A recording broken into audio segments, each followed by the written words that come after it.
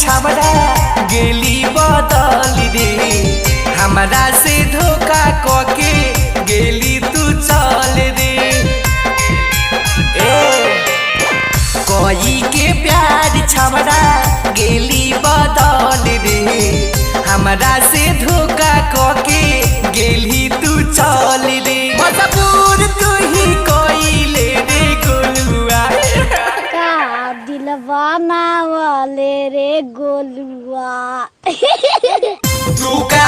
दिल बनइले रे गोलुआ तू का दिल बनइले रे गोलुआ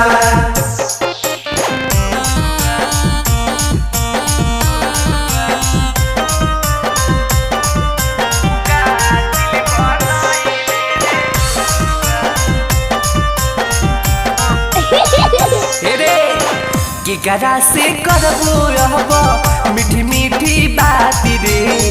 तू तो निकल गेली जान धोके बाज रे केकरा से करबो रहबो मीठी मीठी बात रे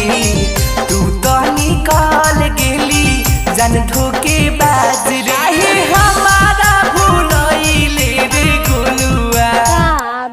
बनावले रे गोलुआ तू का दिल बन